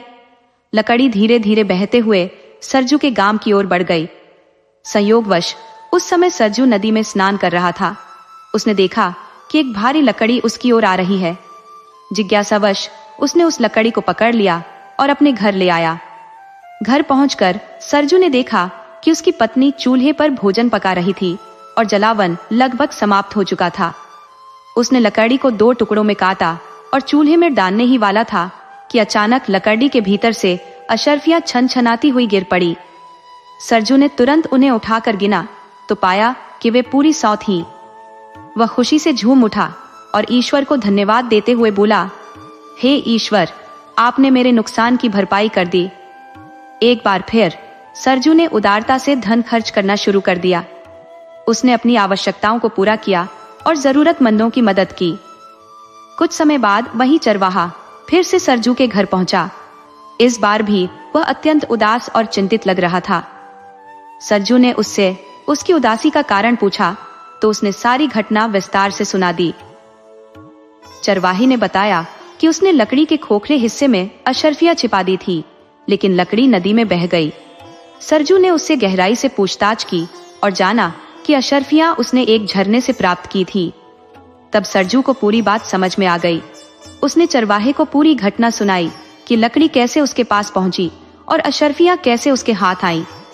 चरवाहा ये सुनकर अचंभित रह गया, लेकिन फिर उसने राहत की सांस ली और कहा, चलो, अच्छा ही हुआ कि यह धन उस व्यक्ति के पास पहुंच गया जिसका यह वास्तव में था।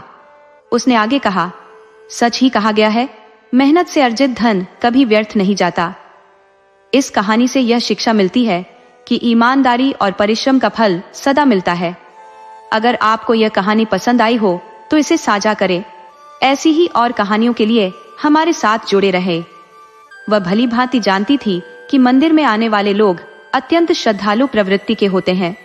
उसका यह आकलन सटीक था, क्योंकि अधिकांश आगंतुक उसे 2-4 सिक्के अवश्य थमा देते। अंधी उन्हें दुआएं देती और स्नेहपूर्वक धन्यवाद करती। कभी कभी महिलाएं उसके पल्लू में मुट्ठी भर अनाज भी छोड़ जाती। पूरा दिन वह इसी प्रकार हाथ फैलाए मंदिर के द्वार पर खड़ी रहती। शाम होते ही वह मन ही मन भगवान का स्मरण करती और अपनी लाठी का सहारा लेकर अपनी झोपड़ी की ओर बढ़ जाती। उसकी झोपड़ी नगर की सीमा के बाहर स्थित थी। रास्ते में भी वह याचना जारी रखती। हालांकि राहगीरों में से अधिकांश उसे कुछ देने के बजाय डांट फटकार लगा देते, लेकिन अंधी की प्रार्थना रुकी नहीं। झोपड़ी तक पहुंचते पहुंचते उसे इक्का दुक्का सिक्के और मिल जाते। झोपड़ी के करीब आते ही एक 10 वर्षीय बालक दौड़ता कूदता उसकी ओर आता और उसे लिपट जाता। अंधी उसके माथे को टटोल कर चूमती। ये बालक कौन था, कहां से आया था, इसका रहस्य किसी को ज्ञात नहीं था। 5 वर्ष पूर्व पड़ोसियों ने उसे अकेला देखा था। उन्हीं दिनों एक संध्या लोगों ने उसकी गोद में एक रोता हुआ बच्चा देखा। वह उसे चुप कराने के लिए उसके मुख को चूम रही थी। यह घटना सामान्य प्रतीत हुई, इसलिए किसी ने भी उससे कुछ नहीं पूछा। उस दिन से बालक उसकी छत्रछाया में रहने लगा और बेहद प्रसन्न रहने लगा। अंधी उस बालक को अपनी सामर्थ्य से बढ़कर खिलाती और पहनाती। उसने अपनी झोपड़ी में एक मिट्टी की हांडी गाड़ रखी थी। जो कुछ भी वह दिन भर में मांग कर लाती उसे उस हांडी में डाल देती और किसी वस्तु से उसे ढक देती ताकि दूसरों की नजर उस पर न पड़े। उसके पास इतना भोजन हो जाता कि वह और बच्चा भरपेट खा सके। पहले वह बालक को तृप्त करती, फिर स्वयं भोजन करती। रात्रि में बालक को अपने वक्ष से लगाकर सो जाती। प्रातःकाल होते ही वह बालक को खिला पिलाकर फिर से मंदिर के द्वार पर जा खड़ी होती। काशी के प्रसिद्ध व्यापारी सेठ बनारसी दास का नाम वहां के हर बच्चे बूढ़े की जुबान पर था। सेठ जी न केवल धनिक थे बल्कि देशभक्त और धर्मशील भी थे। उनका अधिकांश समय धर्म कार्य और ध्यान साधना में व्यतीत होता। दिन के 12 बजे तक वे स्नान ध्यान में मग्न रहते। उनकी कोठी पर हमेशा लोगों का जमावड़ा रहता। कर्ज चाहने वाले और अपनी पूंजी धरोहर के रूप में रखने वाले दोनों ही वहां आते। सैकड़ों भिखारी अपनी कठिनाई से संचित पूंजी सेठ की कोठी में जमा कर देते थे और यह बात अंधी को भी ज्ञात थी। फिर भी न जाने क्यों उसने अब तक अपनी अर्जित संपत्ति वहां रखने का साहस नहीं किया था। उसकी हांडी लगभग पूरी भर चुकी थी और मन में इस बात का भय बैठा था कि कहीं कोई चुरा न ले। एक सांझ उसने साहस जुटाकर अपनी हांडी उठाई, उसे अपने वस्त्रों में छिपाया और धीरे धीरे सेठ की कोठी तक पहुंची। वहां पहुंचकर उसने अपनी हांडी सेठ के समक्ष सरकाई और कांपते हुए स्वर में बोली, सेठ जी, इसे अपने पास रख लीजिए। मैं अंधी और असहाय हूँ, इसे कहाँ तक अपने साथ घसीटती फिरूं। सेठ ने हांडी की ओर दृष्टि डाली और पूछा, इसमें क्या है?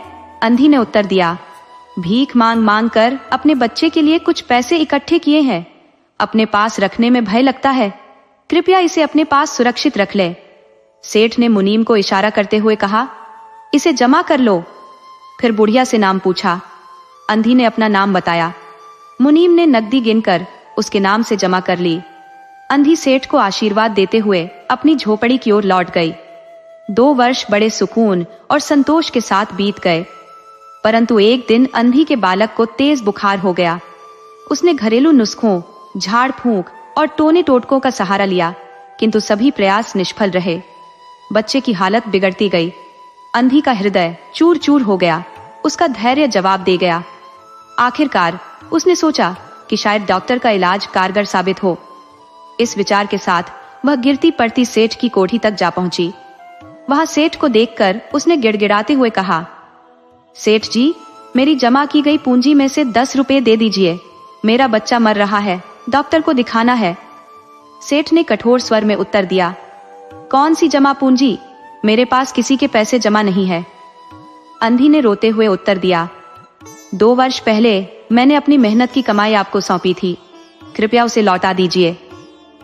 सेठ ने मुनीम की ओर एक रहस्यमय दृष्टि डालते हुए कहा, मुनीम जी, देखिए, इसके नाम से कोई पूंजी जमा है क्या? नाम क्या है तेरा री? सेठ के यह शब्द सुनकर अंधी के मन में आशा की किरण जागी। उसने सोचा कि शायद सेठ गलत नहीं है और उसकी जमा पूंजी उसे वापस मिल जाएगी।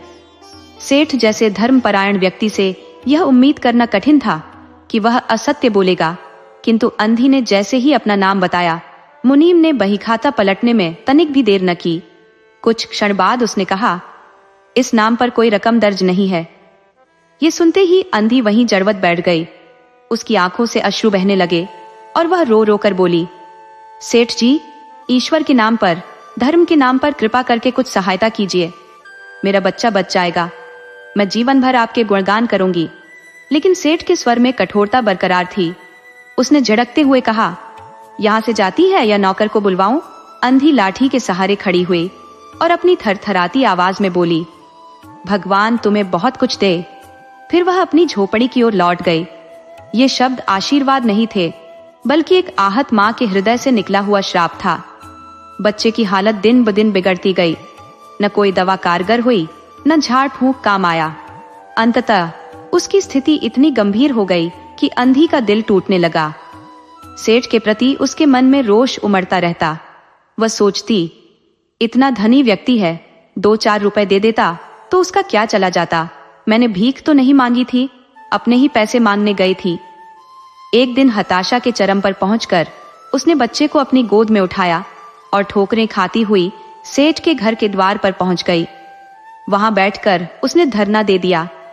बच्चे का शरीर ज्वर से तप रहा था और अंधी का कलेजा फटने को था। सेठ का एक नौकर बाहर आया और अंधी को देखकर भीतर जाकर सूचना दी। सेठ ने आदेश दिया, उसे भगा दो। नौकर ने अंधी से जाने को कहा, लेकिन वह टस से मस नहीं हुई। नौकरों ने धमकियां भी दी, पर वह वहीं अड़िग रही। अंततः नौकर ने हार मानकर फिर से सेठ को बताया। सेठ स्वयं बाहर आए, अंधी को देखते ही पहचान गए। जब उन्होंने बच्चे पर नजर डाली तो हैरत से भर उठे। बच्चे की सूरत उनके मोहन से बेहद मिलती थी, जो 7 वर्ष पहले एक मेले में खो गया था। उन्होंने तुरंत उस बच्चे की जांघ पर लाल निशान देखने की सोची, जो मोहन के शरीर पर था। जैसे ही उन्होंने देखा, निशान वही था, हालांकि पहले से कुछ बड़ा हो गया था। उनका विश्वास पक्का हो गया कि यह बच्चा उनका ही है। उन्होंने बच्चे को अंधी की गोद से छीनकर अपने सीने से लगा लिया। बच्चे का ज्वर तेज था। उन्होंने नौकर को तुरंत डॉक्टर बुलाने भेजा। अंधी बौखला गई और चिल्लाने लगी, मेरा बच्चा मत छीनो, मेरे पैसे तो हड़प लिए, क्या अब मेरा बच्चा भी मुझसे छीन लोगे? सेठ दुखी स्वर में बोले, ये बच्चा मेरा है, वह 7 साल पहले खो गया था। अब इसे पाने के बाद मैं इसे खोने नहीं दूंगा। लाख प्रयास करके भी इसके जीवन को सुरक्षित रखूंगा। अंधी ने एक तीव्र ठहाका लगाया और बोली, ये तुम्हारा बच्चा है, इसलिए तुम हर कोशिश करोगे इसे बचाने की। अगर यह मेरा होता तो इसे मरने देते। ये कैसा न्याय है? इतने वर्षों तक मैंने खून पसीना एक करके इसे पाला है, मैं इसे अपने हाथों से नहीं जाने दूंगी। स्थिति असमंजसपूर्ण थी। कुछ भी करने का उपाय समझ नहीं आ रहा था। वह कुछ क्षणों के लिए मौन खड़े रहे, फिर मकान के भीतर चले गए। अंधी कुछ देर वहीं खड़ी रोती रही और फिर अपनी झोपड़ी की ओर लौट गई। अगले दिन सुबह जैसे प्रभु की कृपा हुई, यह दवा ने किसी चमत्कार जैसा प्रभाव डाला। मोहन का ज्वर उतर गया। चेतना में आने पर उसने अपनी आंखें खोली और सबसे पहले उसकी जुबान पर मां शब्द आया। अपरिचित चेहरों के बीच वह पहचान के लिए तरस रहा था। वह सोच रहा था, मेरे पास एक ही बच्चा है, इतने दिनों बाद मिला तो सही, लेकिन मृत्यु उसे अपने पंजों में दबा रही है। मैं इसे कैसे बचाऊं? उसने अपनी पत्नी को बाहर भेजा ताकि देख सके कहीं अंधी दरवाजे पर तो नहीं बैठी, लेकिन वह वहां नहीं थी। सेठ जी ने तुरंत अपनी गाड़ी तैयार करवाई और बस्ती के बाहर उस अंधी की झोपड़ी तक पहुंच गए। झोपड़ी द्वार विहीन थी। भीतर जाकर उन्होंने देखा कि अंधी लगातार रो रही थी। उसकी आंखों से आंसू धारा प्रवाह बह रहे थे। सेठ जी ने उसे धीरे से हिलाया। उसका शरीर आग की भांति तप रहा था। सेठ जी बोले, अरे अंधी, तेरा बच्चा मर रहा है, डॉक्टरों ने हाथ खड़े कर दिए हैं, बार बार वह तुझे पुकार रहा है, अब केवल तू ही उसे बचा सकती है। चल मेरे साथ और अपने बच्चे की जान बचा ले। अंधी ने कहा, मरता है तो मरने दो, हम दोनों स्वर्ग में माँ बेटे की तरह मिल जाएंगे। इस संसार में सुख नहीं है, लेकिन वहां मेरा बच्चा आनंद में रहेगा, मैं उसकी सेवा करूंगी। सेठ जी रो पड़े। जीवन में उन्होंने कभी किसी के आगे सिर नहीं झुकाया था, लेकिन उस समय वे अंधी के पैरों में गिर गए और गिड़गिड़ाते हुए बोले, ममता की लाज रख लो, आखिर तुम भी उसकी माँ हो, तुम्हारे जाने से वह बच जाएगा। ममता शब्द सुनकर अंधी का दिल पिघल गया। उसने कहा, अच्छा चलो। सेठ जी ने उसे सहारा देकर गाड़ी में बिठा लिया। गाड़ी तेज गति से घर की ओर बढ़ने लगी। उस समय सेठ जी और अंधी की दशा एक जैसी थी। दोनों की यही इच्छा थी कि जल्दी से बच्चे तक पहुंच जाएं। घर पहुंचकर सेठ जी ने अंधी को सहारा देकर भीतर ले गए। अंधी ने मोहन के माथे पर हाथ फेरा। मोहन तुरंत पहचान गया कि यह उसकी माँ का स्पर्श है। उसने अपनी माँ को देखकर कहा, माँ तुम आ गई। अंधी ने स्नेहपूर्ण स्वर में उत्तर दिया, हाँ बेटा, तुम्हें छोड़कर कहाँ जा सकती हूँ। मोहन ने अपनी माँ की गोद में सिर रखा और तुरंत गहरी नींद में सो गया। अगले दिन उसकी स्थिति में सुधार होने लगा। कुछ ही दिनों में वह पूरी तरह स्वस्थ हो गया। जो काम वैद्य, हकीम और डॉक्टर नहीं कर पाए, वह अंधी के ममता भरे प्यार ने कर दिखाया। मोहन के स्वस्थ हो जाने के बाद अंधी ने विदा मांगी। सेठ जी ने उसे रोकने का बहुत प्रयास किया, लेकिन वह नहीं मानी। अंततः सेठ जी ने रुपयों की एक थैली उसके हाथ में दी। अंधी ने पूछा, इसमें क्या है? सेठ जी बोले, ये तुम्हारे रुपए और मेरा अपराध है। अंधी ने कहा, ये रुपए मैंने तुम्हारे मोहन के लिए जमा किए थे, इन्हें उसी को दे देना। ये कहकर उसने थैली वहीं छोड़ दी और अपनी लाठी के सहारे चल दी। झोपड़ी से बाहर निकलकर उसने एक बार फिर उस घर की ओर देखा। उसकी आंखों से आंसू बह रहे थे, लेकिन भिखारिन होते हुए भी वह सेठ से अधिक महान थी। इस समय सेठ एक याचक था और वह भिखारिन एक दाता। दोस्तों, आपको कहानी कैसी लगी? अपने सुझाव कमेंट करना न भूले। तो चलिए आज की अगली कहानी शुरू करते हैं।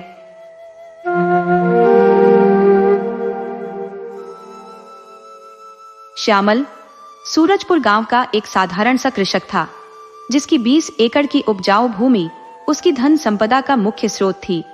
उसकी समृद्धि की चर्चा गांव भर में होती थी, परंतु उसका स्वभाव संकीर्ण और लोभ से ग्रस्त था। वह हमेशा अपनी दौलत बढ़ाने के नए उपाय ढूंढता रहता।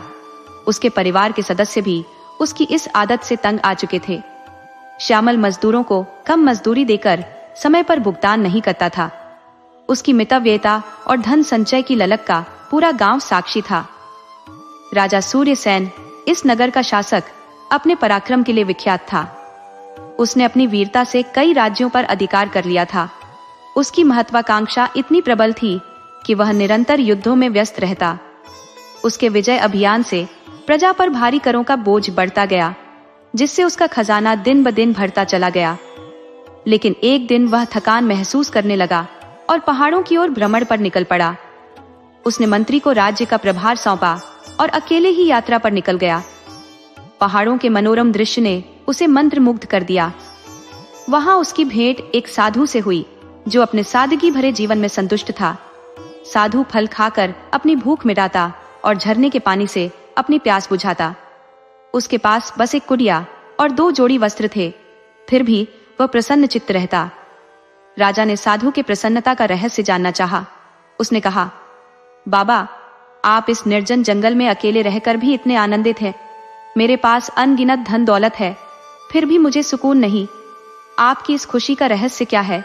साधु ने हंसते हुए कहा, राजन, इसका उत्तर मैं आपके दरबार में दूंगा। राजा ने साधु को अपने साथ महल तक पहुंचाया। महल में पहुंचकर साधु ने राजा से कहा, महाराज, नगर के सबसे अधिक विपन्न व्यक्ति को बुलवाइए।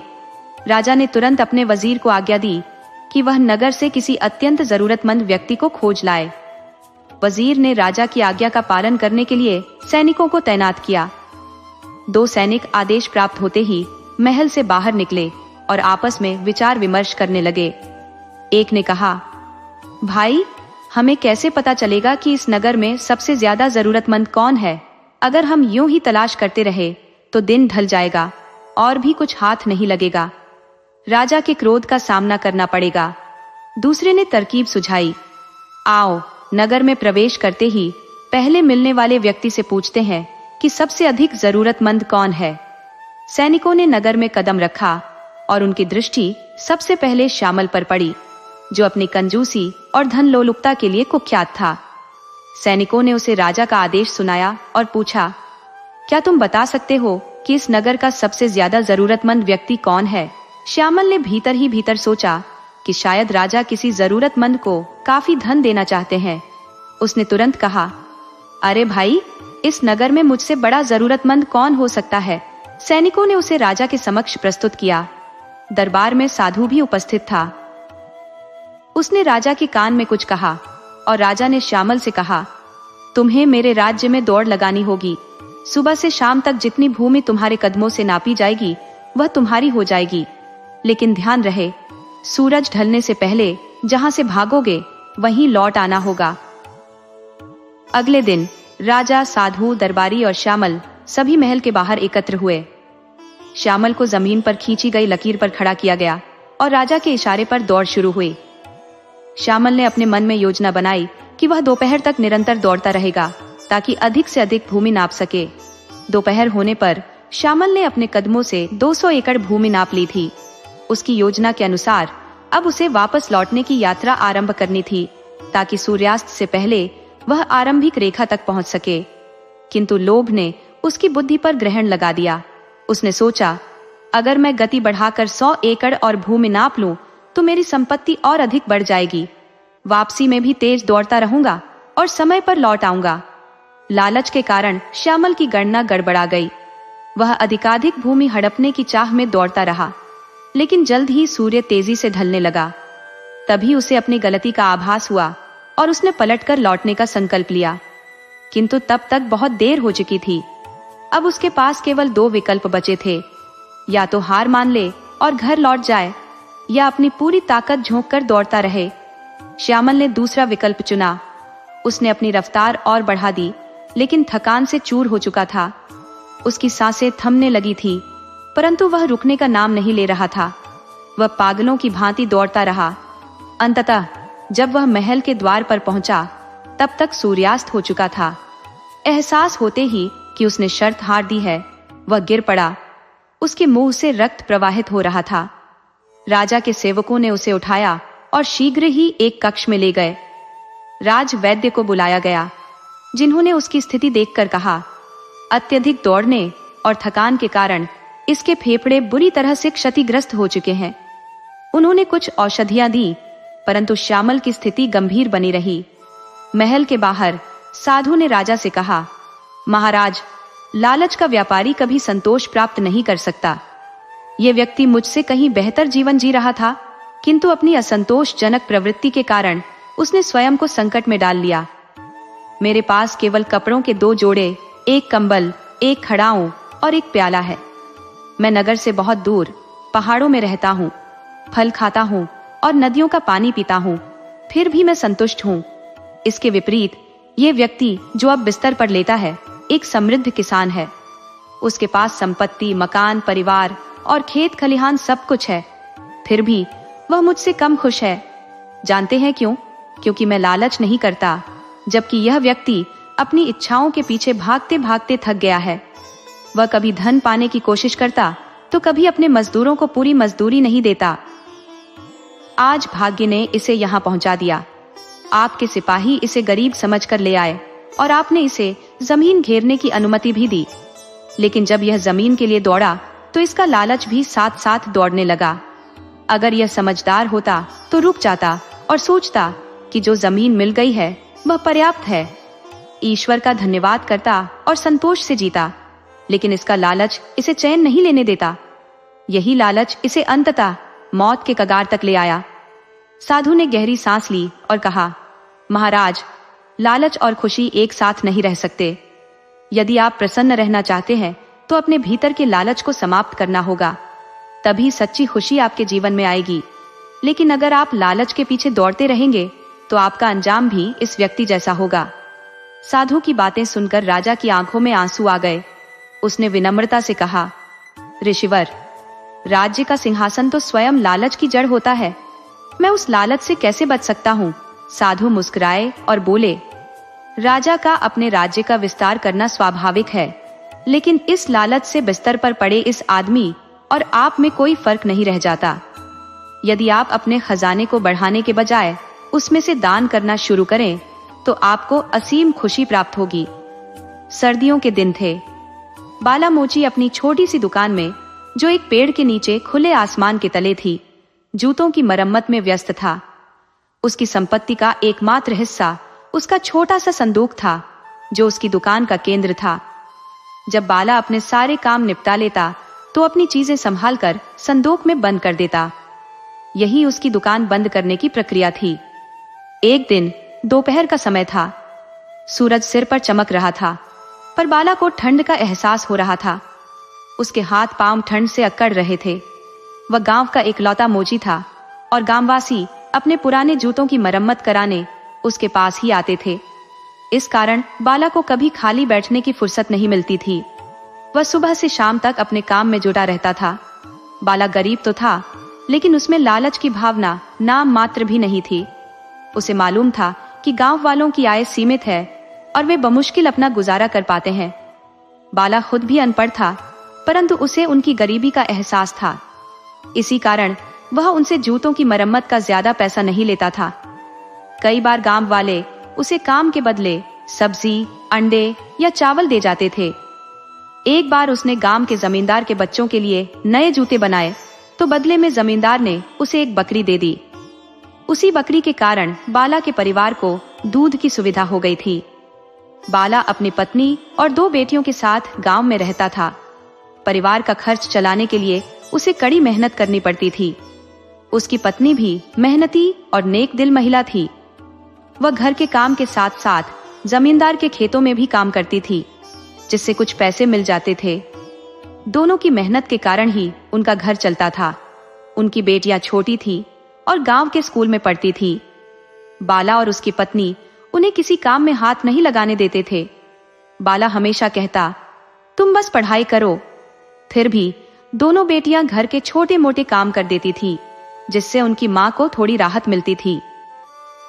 बाला के घर की मरम्मत लंबे समय से नहीं हुई थी। उसके घर में 2 कमरे थे, जिनकी छतें कमजोर हो चुकी थी। बारिश के समय पानी टपकने लगता था। ये सोचकर बाला चिंतित हो जाता कि सर्दियों में बारिश हुई तो क्या होगा। उसने पैसे जमा करने शुरू कर दिए थे ताकि घर की मरम्मत करा सके। हालांकि अभी तक उसके पास बहुत कम पैसे जमा हुए थे, इसीलिए वह सूरज डूबने तक काम करता रहता था ताकि अधिक पैसे कमा सके। उस दिन दोपहर को जब बाला काम कर रहा था, उसकी पत्नी खाना लेकर आई।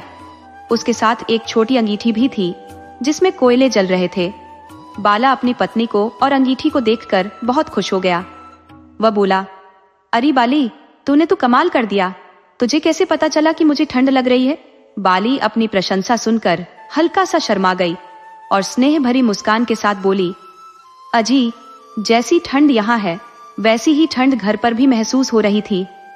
इसीलिए मैंने सोचा कि आप ठंड में काम कर रहे होंगे तो अंगीठी में आग जलाकर ले आई हूँ। ये कहते हुए उसने बाला के सामने खाना परोसा और बोली, आप खाना खा लीजिए, मैं घर जा रही हूँ। बच्चियां पाठशाला से लौटने वाली होंगी, उन्हें भी खाना देना है। बाला ने कहा, ठीक है तू जा, मगर बाली एक बात सुन ले, तू मेरी खातिर इतनी तकलीफ उठाती है और मुझे इस बात का दुख है कि मैं तुझे कोई सुख नहीं दे पाया। लेकिन देखना, जैसे ही घर की छतों की मरम्मत हो जाएगी मैं फिर से पैसे जमा करूंगा और तेरे लिए सोने की बालियां और कड़े बनवाऊंगा। उसकी पत्नी ने मुस्कुराते हुए कहा, तुम हमारे लिए सुबह से शाम तक मेहनत करते हो, भगवान का शुक्र है, मैं बहुत सुखी हूँ। हमारी बच्चियां पढ़ लिख रही हैं, मुझे ना बालियां चाहिए ना खड़े, अब पहनने ओढ़ने की बारी हमारी बच्चियों की है। बाला मुस्कुराया और खाना खाने लगा। उसकी पत्नी उठकर घर चली गई। बाला ने जल्दी से खाना खत्म किया और फिर अपने काम में जुट गया। अभी ज्यादा समय नहीं बीता था कि उसने देखा बहादुर आता हुआ दिखाई दिया। बहादुर पास के एक घर में रहता था और ईंटों के भट्टे पर मजदूरी करता था। उसके हाथ में एक थैला था। वह आकर थैला बाला के पास रखकर बोला, बाला भाई, परसों दूसरे गांव से लड़के वाले मेरी बड़ी लड़की को देखने आ रहे हैं, इसीलिए जूतों की मरम्मत कराने आया हूँ। फटे जूतों में उनके सामने जाने में शर्म आएगी। उसने अपना पांव आगे बढ़ाया। बाला ने देखा कि बहादुर के पहने जूते बुरी तरह फटे हुए थे। उसने चुपचाप थैला उठाया जिसमें बहादुर मरम्मत के लिए जूते लाया था। जूते खस्ता हालत में थे और ऊपर का चमड़ा पुराना हो चुका था, लेकिन बाला ने देखा कि जूतों का तला फटा हुआ था। बाला की अनुभवी उंगलियों ने महसूस किया कि जूते हिरण की खाल के बने हुए थे, जो बेहद नरम, मजबूत और हल्की होती है। मगर जूतों का वजन कुछ ज्यादा ही था। हालांकि बाला ने इस पर ज्यादा ध्यान नहीं दिया। बहादुर ने देखा कि बाला जूतों को इतनी बारीकी से देख रहा है तो वह घबराने लगा। उसे लगा कि बाला शायद इतने पुराने जूतों की मरम्मत करने से मना कर देगा, इसलिए उसने शर्मिंदगी भरे स्वर में कहा, बड़े भाई, जूते बहुत पुराने हैं। पुरानी वस्तुओं के बीच से निकाले ये जूते कभी मेरे दादा के थे, जो अपने समय में बड़ी शानदार स्थिति में हुआ करते थे।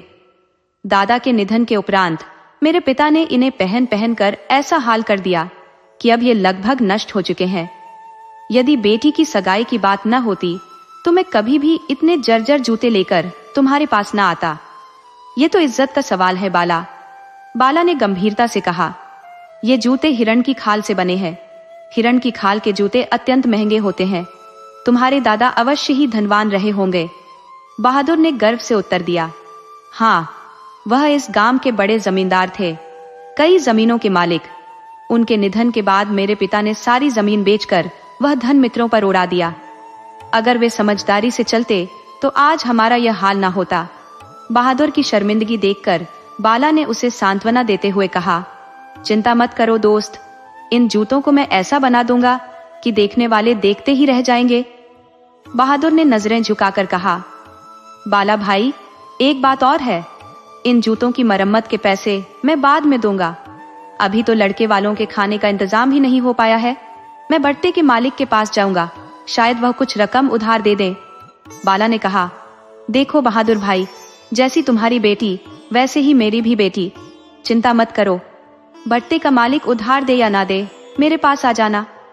मेरे पास कुछ पैसे हैं जो मैंने बारिश में छत्तों की मरम्मत के लिए जमा किए थे। मरम्मत तो बाद में भी हो जाएगी। उन पैसों को अपना ही समझो और आराम से लड़के वालों की दावत का इंतजाम करो। बाला की हमदर्दी भरी बातों से बहादुर का दिल भर आया और उसकी आंखें नम हो गई। वह बाला को दुआएं देता हुआ दुकान से चला गया। चूंकि यह गांव की एक बेटी की शादी का मामला था, इसलिए बाला ने अन्य जूतों की मरम्मत का काम छोड़ा और बहादुर के जूतों पर ध्यान केंद्रित किया। जूते के तले बिल्कुल खराब हो चुके थे और वह बीच में से टूट गए थे। बाला ने अपने संदूक से सबसे महंगा तला निकाला, जो वह गांव के अमीर जमींदारों के जूतों में लगाया करता था। वह अपने काम में लग गया और शाम होते होते जूते तैयार हो गए। बाला ने उन पर इतनी मेहनत की थी कि जूते बिल्कुल नए लग रहे थे। उसने अपनी सारी चीजें संदूक में बंद की और कुंडी लगाकर बहादुर के जूतों का थैला उठाया और अपने घर की ओर रवाना हो गया। घर लौटते वक्त उसके चेहरे पर एक मुस्कान थी। वह तेजी से घर की ओर बढ़ रहा था, जैसे उसे जल्दी से जल्दी पहुंचना हो। घर पहुंचकर उसने जूते एक तरफ रख दिए। उसकी बेटियां खेल रही थी और बाली रात का खाना बना रही थी। बाला ने उसे बुलाया और बहादुर के जूते दिखाए। फिर उसे पास बिठाकर धीरे धीरे कुछ बताने लगा। बाला की बातें सुनकर बाली की आंखें हैरत से चमक उठी।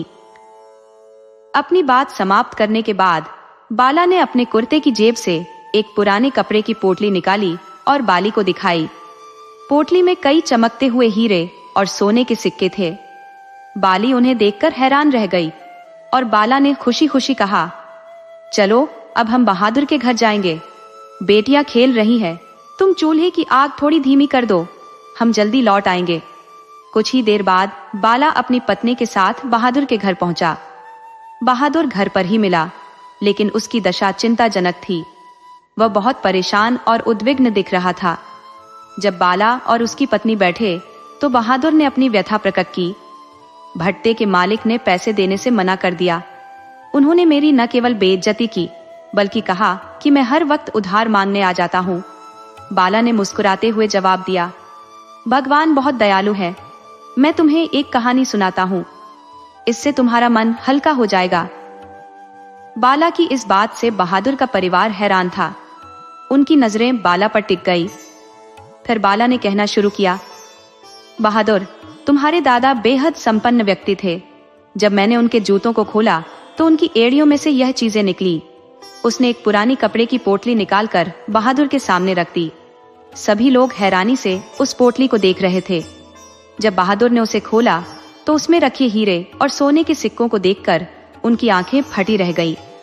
बाला ने वह पोटली बहादुर के हाथों में थमाई और कहा, मुझे लगता है कि तुम्हारे दादा ने इस दौलत को चोरों और डाकुओं से बचाने के लिए अपने जूतों में छुपा दिया था। इतनी दौलत देखकर बहादुर और उसका परिवार अवाक रह गया।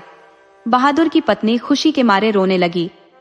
कुछ देर बाद बहादुर ने बाला का हाथ पकड़कर कहा, बाला भाई, तुम इंसान नहीं, भगवान के दूत हो। मैं तुम्हारा यह उपकार कभी नहीं भूलूंगा। पूरे गांव में तुम्हारे जैसा ईमानदार आदमी दूसरा नहीं होगा।